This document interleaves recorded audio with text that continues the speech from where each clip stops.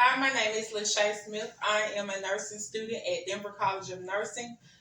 Today I will be doing a head-to-toe assessment for my advanced health assessment class. Um, when I came into the room, I did wash my hands. I also provided privacy and introduced myself to the patient. Um, I'm going to do my two patient identifier now. Can you tell me your name and date of birth? Bianca Douglas, 2/27/1992. Okay. And do you have any allergies? No, Are you feeling any pain today? no. Okay, good. I already looked at the patient's attire to make sure that she is properly dressed for the weather, and she is. So now I'm just going to go ahead and jump into my assessment. The first thing I'm going to do is take a look at the patient's skin. The patient's skin is normal for her ethnicity. I don't see any rashes or lesions along the skin. As I touch and palpate, the patient's skin is warm to touch. I'm going to check for skin turgor now. Patient has great skin turgor. The next thing I'm going to do is check out the patient's head. Now, looking at the patient's head, I do notice that she has a full head of hair. It is evenly distributed. Looking at the scalp, I don't see any lesions or rashes, any sores, or anything like that in the head. I'm going to palpate. Tell me if you feel any pain or tenderness. No. Great. Okay. And looking at the patient's face, um, the face is symmetric. The eyes and ears are symmetrical around the nose. The nose is midline on the patient's face. No rashes, no pimples, lesions, or anything like that on the patient's face.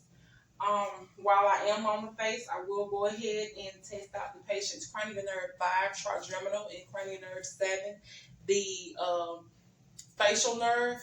So what I want you to do is close your eyes, and I'm going to use a cotton swab, and I'll touch your face. I want you to tell me when you're able to feel it, okay? Go ahead and close your eyes. I feel it. Feel it. I feel it. Great. And you can open your eyes now. Can you clench your teeth for me? Okay. Cranial nerve 5 is intact. The next thing I want you to do is smile for me and frown. Can you clench your teeth together? Can you purse your lips? And can you squeeze your eyes closed? Okay, great. Can you raise your eyebrows for me? Great. Patient's cranial nerve 7 is intact. Next thing I'm going to do is take a look at the patient's eyes. As I look at the eyebrows are full. Eyelashes are also full. I'm just going to palpate. Tell me if you feel any tenderness or pain. No. Great.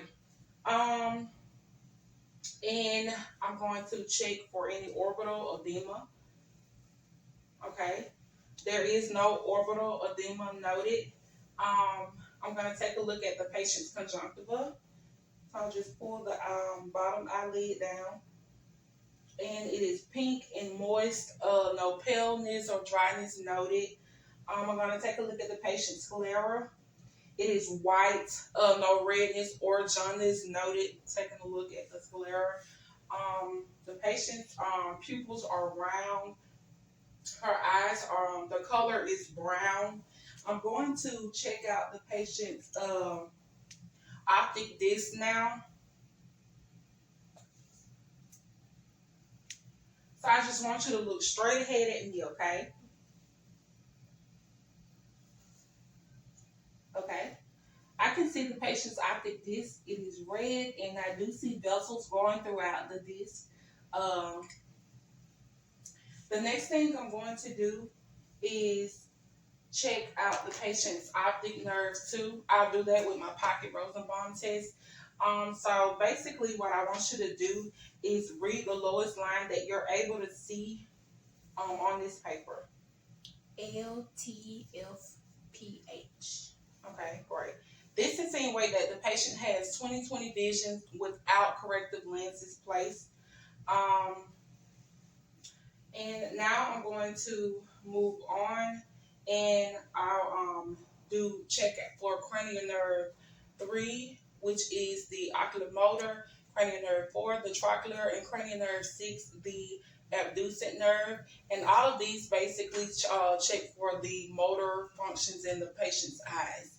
So what I want you to do is I'm going to do a cover test.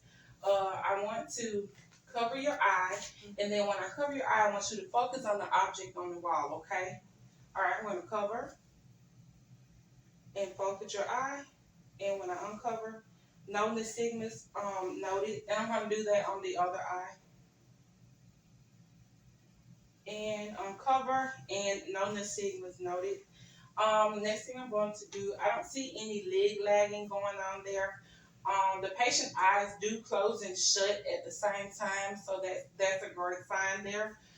Next thing I'm going to do is do the 6 corneal gauge to check out the function of the patient's eyes.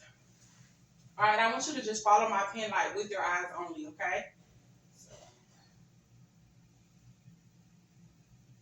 Great. Great. Patient was able to follow along fine. The next thing I'm going to do is check out the patient's peripheral vision. I want you to tell me when you're able to see my fingers on the side of your face, okay? I see it. Okay. I see it. Great. Patient has good peripheral vision. Next, I'm going to do the check of the patient's perla. And this will check just basically the way the patient's eyes react to light. So I'll check for the red light first, and then next I'll check for consensual light. So I'm going to shine this in your eyes, okay? I just want you to look straight ahead at me for me. All right. Okay, patient's eyes do react to direct light. Next, I'm going to check for consensual light, okay? I just want you to look straight ahead at me again. Okay. Great. Patients' pupils do dilate with consensual light. The next thing I'm going to do is check for accommodation. So I want you to focus on this pen light. As I bring it in closer to your face, I want you to continue to focus on it, okay? Patient eyes do accommodate, so pupils are equal round and react to light, and they do accommodate. The next thing I'm going to do is check the patient's sinuses out. I'm sorry, when I check the patient's eyes, so cranial nerve 3, 4, and 6 are all intact. I'm going to check the sinuses now. The frontal sinuses are located here. Tell me if you feel any tenderness or pain as I press. No.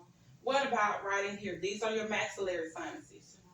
Great. Next thing I'm going to check is the patient's TMJ. I'm checking for range of motion here. Are you able to clench your teeth down for me?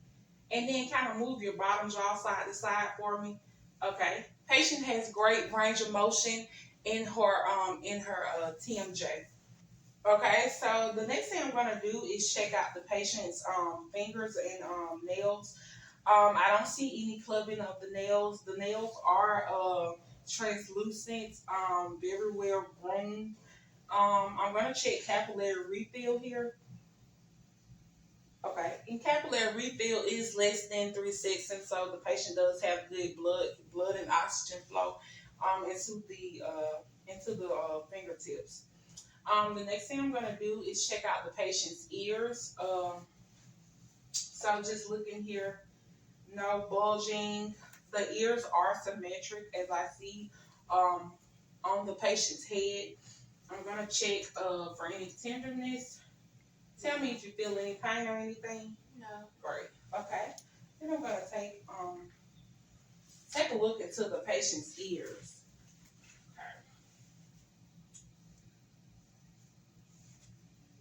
Okay. There is no excessive wax in the ears. There's no redness. I can see the patient's tympanic membrane. It is pearly gray and translucent. There's no bulging, swelling noted on the tympanic membrane.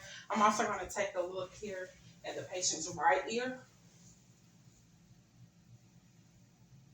Again, there is no excessive wax buildup. I can see the patient's tympanic membrane. It is pearly gray, translucent, no bulging, no swelling noted. Okay, the next thing I'm gonna do is check cranial nerve 8. Cranial nerve 8 is the acoustic nerve, and we test this nerve with the whisper test.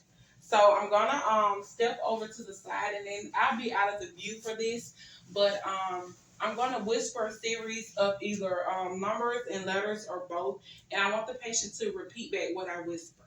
Okay? So, 4, 8, 10. 4, 8, 10.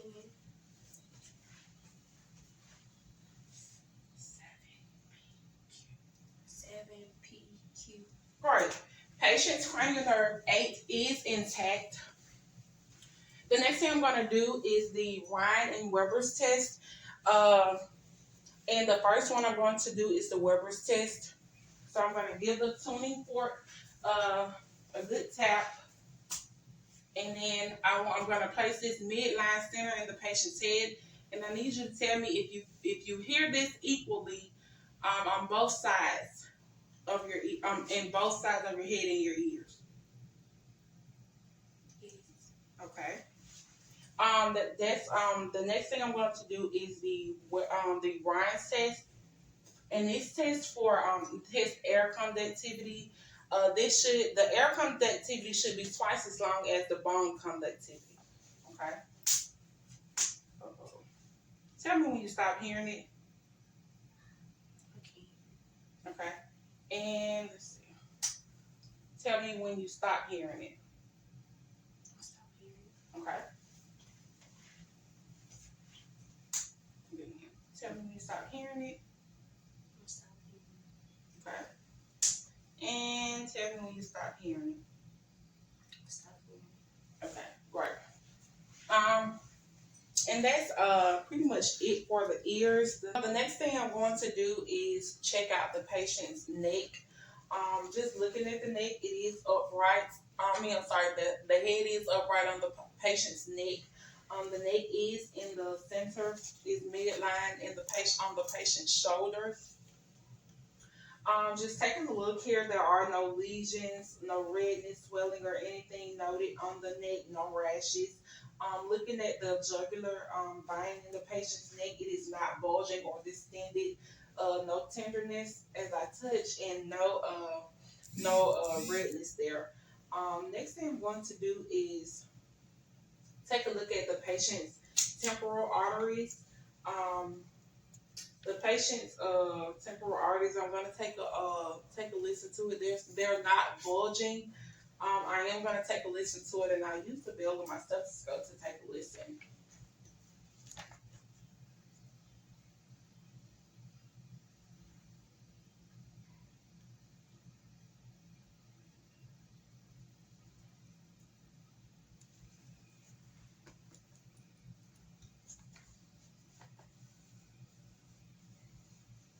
Okay.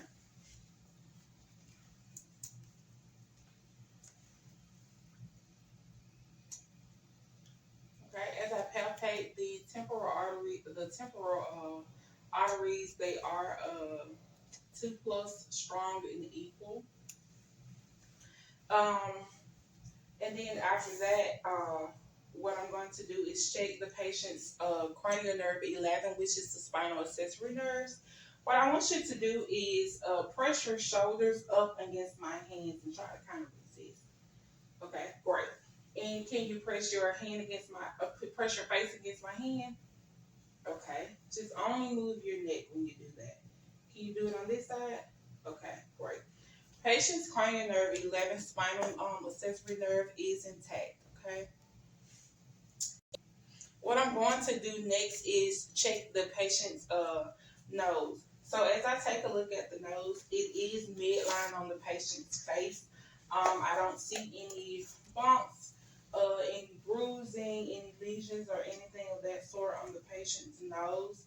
I'm just going to palpate here. Tell me if you feel any tenderness. No. Okay, no tenderness noted. No ridges on the patient's nose. What I'm gonna do is take a look inside of the patient's nerves. Okay. Patient's nerves are pink. No mucus noted. There's no swelling or deviation inside of the left nerve. Taking a look at the right, it is also pink. No swelling or deviation. No mucus inside of the patient's nose. Um, and then after that, I'm going to move down and I'm going to take a look at the patient's mouth. As I take a look at the patient's mouth, I'm just noting that the patient's mouth, her lips are full pink. They're moist. There's no chap, no cracks or anything inside on the patient's mouth. I'm going to take a look inside of the patient's mouth. I just need you to hold your head up a little bit for me. Looking at the patient's tongue, it is pink and moist. Just going to take a look at the inside of the patient's gum. They are pink. Moist. The buccal mucosa is also pink, moist, no lesions. Say off for me. Can you stick your tongue out for me? Great. The tongue again is pink and moist. And while I have your tongue out, I would like to check cranial nerve 12. Are you able to move your tongue side to side for me? Great. Cranial nerve 12, the hypoglossal nerve, it is intact. I'm just gonna take a look. I'm just gonna grab my light here. Can you stick your tongue out for me? Taking a look at the patient's tonsils. The patient's tonsils are 1 plus. No swelling noted. The patient's uvula is midline. No swelling noted. The tonsils and uvula are both pink and moist. No lesions throughout the mouth at all. Can you raise the tongue to the top of your mouth? Looking at the patient's floor of the mouth here is also pink and moist. No lesions noted. The patient does have all of her teeth, no missing teeth here. I need you to say ah for me. I'm just going to check for cranial nerve 9 and 10. Ah, great. Great. Cranial nerve 9 and 10 are both intact. And then going back to the nose, I do want to check for cranial nerve 1, which is the olfactory nerve. Are you able to tell me what you smell? Fresh crepe grass. Good. Patient's cranial nerve 1 is intact. So that's it for the mouth. The next thing I'm going to do is move down. I'm going to actually have the patient lie on, well, I'm going to check her chest sitting up first, but I'm going to move down and check the patient's chest next. So what I'm going to do now is check out the patient's chest. I'm just going to take a look here to make sure that the patient's chest is symmetric. And it is. There wasn't any lesions or rashes, anything like that on the chest. The shape of the patient's chest was normal. No barreling of the chest. And let's see. The patient's rate and respiration rate and rhythm were within normal limits. The patient does not use any accessory muscles when breathing. The patient respirations were with ease. Next thing I'm going to do is palpate. Are you able to tell me if you feel any tenderness or pain as I press in your chest? No. Okay, great. Next thing I'm going to do, I want you to turn to your side for me. I'm going to check tactile primitives. Okay. I'm just going to reach underneath your shirt, okay? And then I have my hands, my thumbs are right where the 10th ribs are. So I need you to say 99. 99. Okay, I did feel the vibration, so the patient does have great tactile friendliness. The next thing I'm going to do is check for thoracic expansion. And checking for this, when I do check for this, I want my thumbs. My thumbs are basically like this on the patient's lower lungs, and I want to have separation of my thumbs when the patient does take a deep breath. All right. Can you take a deep breath for me? Okay, good. And there was separation of my thumbs, separated about 5 centimeters. And then the next thing I'm going to do is percuss on the patient's posterior lungs. So I want to take 2 fingers and then I'm just going to basically tap along the patient's lung fields. And I'm checking for any renaissance or hyperrenaissance, any dullness.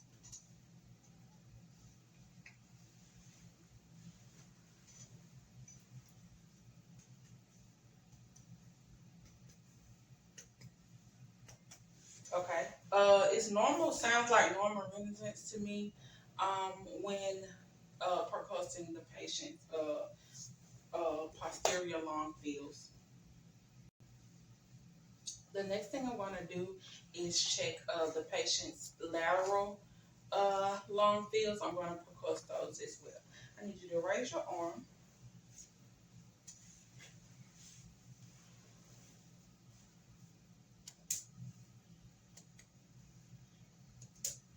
Okay. And then I also do that on the left side.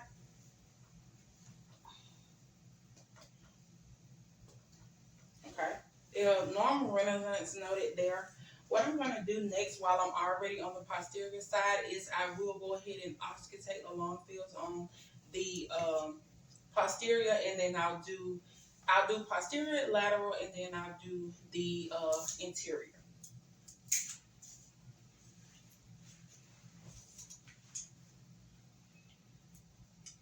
All right. Take a deep breath in for me and back out. Okay. Okay. Okay.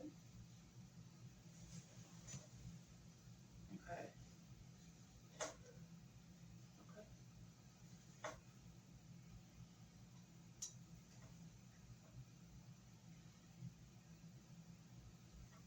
Just listen to the lateral lung. Okay. Okay. Great. Can you turn back around for me? I'm going to listen to the lung fields in the front of the patient's chest, the interior lungs. Okay.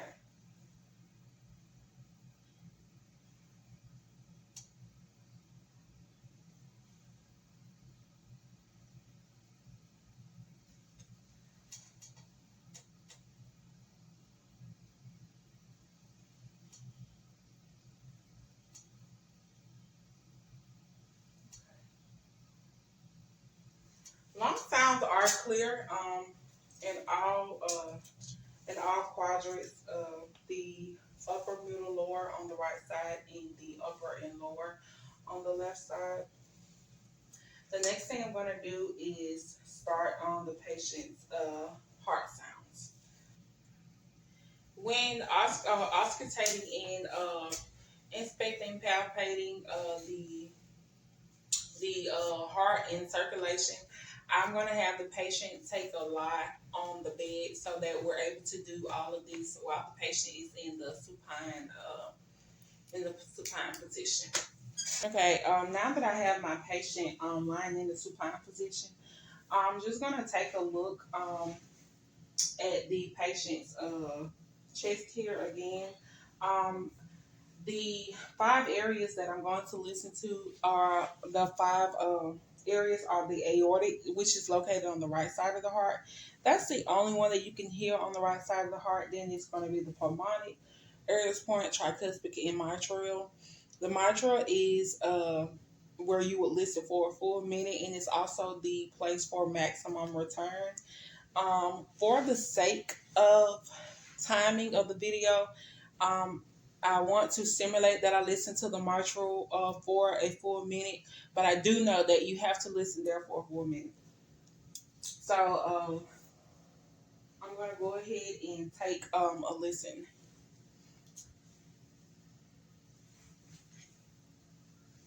And I'm listening to the aortic over on this side. And I'll first listen with the the diaphragm, and then I'll listen with the bell. So I'm listening, I'm on the right side. And then I'll listen over on the left in the pulmonic. And then I go down and listen to Earth's point. Then I listen to pulmonic. I'm sorry, tricuspid. And then I listen to mitral. And then I simulate that I listen to mitral for a minute. And I also do the same thing with the bell of the stethoscope. Aortic, pulmonic, Earth point, tricuspid, and mitral. And again, I simulate that I listen to mitral for a minute. S1 and S2 were heard upon auscultating the heart sounds. S1 is when the mitral and the tricuspid valves are closing, and then S2 is when the aortic and the pulmonic valves are closing. The only time you will hear splitting of the lung or the S3 and S4 is when there is a ventricular dysfunction going on with the heart. Other than that, you would not hear any. You will not hear any S3 or S4. The next thing I'm going to do after listening to the lungs, I'm going to go ahead and inspect and palpate and listen to the patient's carotid artery. I'm going to ask the patient to sit up so that well, no, I'm not going to have her sit up. We'll leave her lying down. I'm going to listen to while she lies down. I bring the camera in a little closer so that you can see what I'm doing, because I don't want to have to keep lifting her up, putting her down, lifting her up, putting her down. So I want to inspect. I'm just checking for any bulging or anything of the carotid arteries. I don't see any. I'm going to palpate.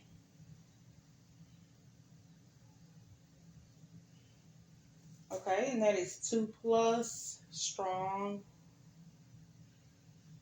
It's also 2+ strong on the left side. You don't want to, they're equal. You don't want to palpate the carotid arteries at the same time, because you can make the patient pass out. And then the next thing I'm going to do is just palpate the patient's peripheral arteries. The first one I'm going to palpate are the patient's radial arteries. And they're located along the thumb here, just below the thumb and the wrist. And these are 2+ equal strong. Also do the brachial. These are located right in the bend of the arm. They're also 2+ strong and equal. The next one I'm going to do, I'm going to move the camera down so that you're able to see. The next ones that I'm going to do, the popliteal is located here just behind the patient's knee. They're 2+ equal and strong. Then we're going to do the dorsalis on the patient's foot. Can you lift your feet? Bend your feet up just a little bit. Bend your knees for me, just so we can get that in the camera. All right, these are 2+ and strong. And then we're going to do the posterior tibial. It's also 2+ strong. Okay, the next thing I'm going to do is move on to the patient's abdomen. Okay, I'm going to lift the patient's shirt up since she is comfortable with me lifting her shirt up to do this part. The first thing I'm going to do when checking the abdomen is inspecting the patient's abdomen. The skin is normal for the ethnicity, and then the umbilicus is in the center. It is symmetric in the patient's abdomen. The skin is warm to touch. There's no lesions or rashes or anything on the patient's abdomen. Next thing I'm going to do is auscultate, and I auscultate starting in the the right lower quadrant of the abdomen. So I auscultate for any vowel sounds. Okay. Then I go up to the right upper, and then I go into the left upper and left lower. Okay, and vowel sounds are equal. Are active in all four quadrants.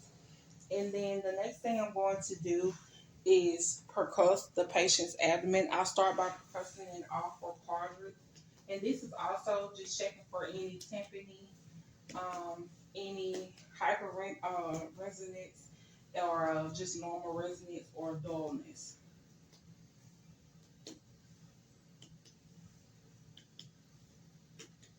Okay, and then the next thing I'm going to do is I'll palpate the patient's spleen, and I'll also check for any hyperresonance or any dullness in the spleen area.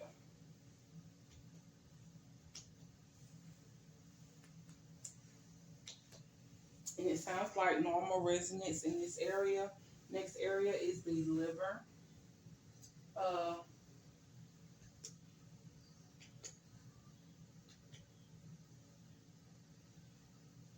any pain? Yeah. Great. It sounds like normal resonance in that area as well. Next thing I want to do is lightly palpate. Any pain? No. No pain. So we're going to go ahead and deep palpate the patient's abdomen. And I'll do this in all four quadrants. Any pain as I palpate? No. Okay. Great. All right. Thank you. The next thing I'm going to do, I'm going to palpate the patient's kidneys and her liver right now, but I would like the patient to sit up so I can do this. So I'm just going to adjust my camera. Okay, so now I'm just going to palpate the patient's liver. All right, I need you to lift your arm up for me. You're going to palpate in the your liver area. Tell me if you feel any pain here. No. Okay. Next, I'm going to do the right kidney. Do you feel any pain here? No. Okay. And then I'll do the left. You feel any pain? No. Great. All right. So now I'm going to start on the musculoskeletal system. And then I'm going to check the patient's range of motion in the musculoskeletal. So starting with range of motion, the first thing we're going to start with is the head. The patient, for flexion with the head, I want you to bring your chin to your chest. Okay, and then for hyperextension, I would like you to bring your head all the way back. Great. And for lateral bending, I need you to basically bring your ear to your shoulder on both sides. Great. And then for rotation, I just need you to do a circular motion for me. Look left or right. Good. Okay. Next, we're going to go to the shoulders. For adduction, I need you to rotate your shoulders in for me. And for abduction, take them away. For external rotation, are you able to put your hands behind your head? Great. And then for internal rotation, just tuck your hands behind your back. Great. Okay. So we're going to do the elbows next. For range of motion with the elbows, for flexion, I need you to basically flex your arm at a 90-degree angle. And then for extension, can you just bring it straight down next to you. Right. And for subnation, I want you to raise your hands up. And then for, can you start like this? And then just only move. Great. That's subnation. And then for pronation, we're going to just basically, good. That's pronation. And then next, for your wrist, range of motion of your wrist, I want you to basically raise your wrist up facing, have your arms flat. Don't move your forearms, just only raise your wrist up facing you. Raise your hands up facing you, good. And then that's flexion. And then for extension, we're going to just, great.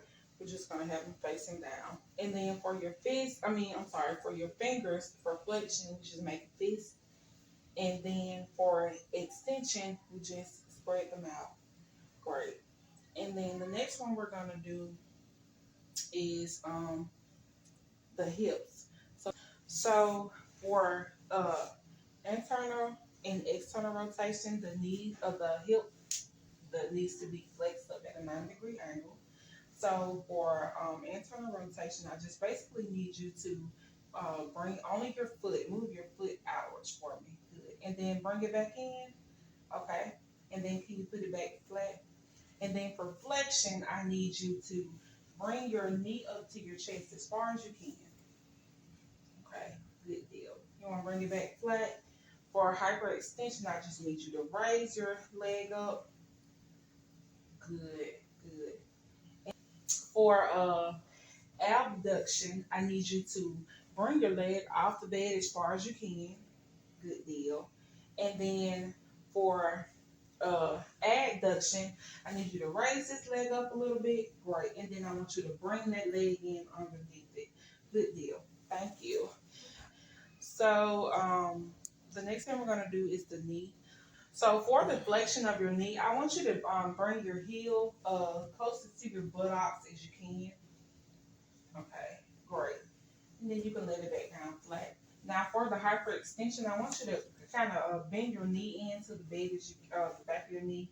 Okay, good. Next, we're going to go down to the ankle. And so we're going to do dorsiflex and plantar flex. So for plantar, I need you to point. Let me move the camera a little bit. Just so, oh, it's caught there. Okay. So for plantar, I want you to point your toes away from you. And then for dorsal, I want you to bring them back. And for your feet, we're going to do inversion, and that's when you point. Great. And then for eversion, you kind of point them away.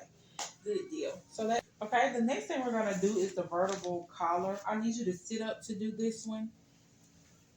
Okay.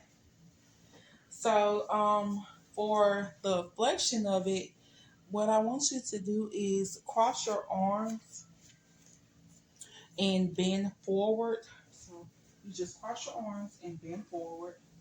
And then for extension, I want you to put your hands behind your head and bend backwards. Okay. And then next, for the next one, for rotation, I want you to cross your arms. I'm going to put my leg in between your legs. And then I just want you to twist. Okay. And then for bending, I need you to put your hands behind your head. And then I want you to bend to the side and bend to the other side. Good deal. Okay. So that's it for. Next thing I'm going to do is check the patient's descending reflex. First one I'm going to check is the brachial, and it's located just in the in the bend of this arm. So I'll do a swift little tap here, and we're going to do okay. And then the next one I'm going to do is the tricep. Just relax your arm. Then I'll give it a tap. Okay. Okay. Good deal. The next one is going to be the brachial radialis. That's located right in this area. Give it a little tap. Okay. And then I'm going to go to the lower extremities. Let's see. I'm going to bend that camera down just a little bit, just so we can see. And then just below, relax your leg, just below the kneecap, I'm going to give it a good tap. And okay. And then I'm going to do the Achilles. I'm going to hold on to the Achilles because with this one, we want to see the foot drop down some. Oh, let me make it a little lower. Okay.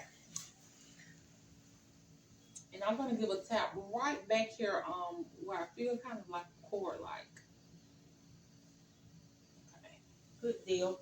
And then the next one I'm going to do is check the, I'm going to take your sock off. I'm going to check for Babinski. This is something that you only want to see the foot flare out if it's a newborn baby. If it's not a newborn baby, as an adult, you want to see the foot kind of balled up.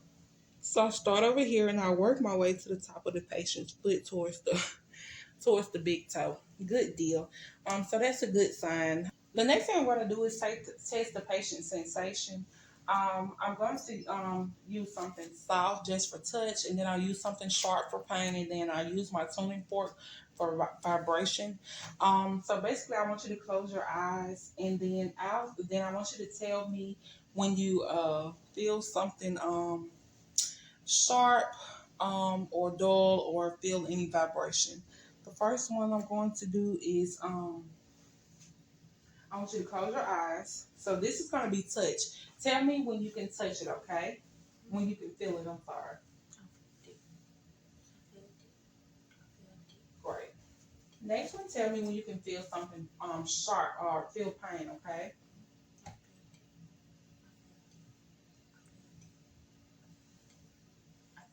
Great. Next one, do the tuning fork. Just use this for vibration.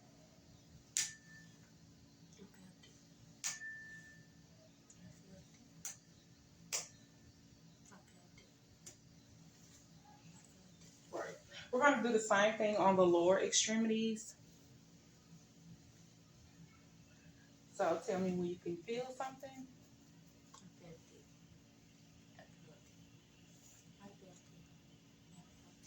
Okay. Next, we're going to do sharp.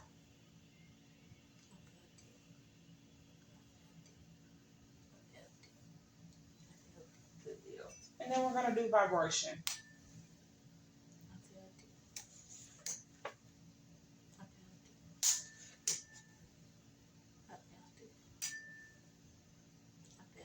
Good. Okay. And then after doing the sensations, we're going to move on. The next thing we're going to move on to do is check the patient's coordination. So I'm sorry, I'm not even in the view. So I want you to, first I want you to touch your nose to your finger, and then I want you to put your finger on your nose, I'm sorry. And then I want you to kind of bring your nose to your finger, and then I want you to kind of pick it up and do it in a swift motion. Good. Good. Good deal. The next thing we're going to do is the sternum nudge.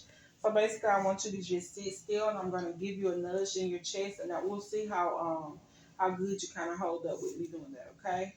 So, good. Good.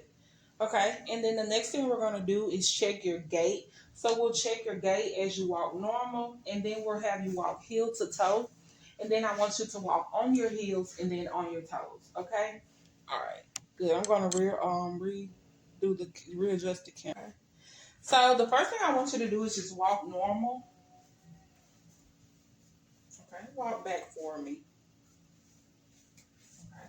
Then I want you to walk with your kind of heel to toe.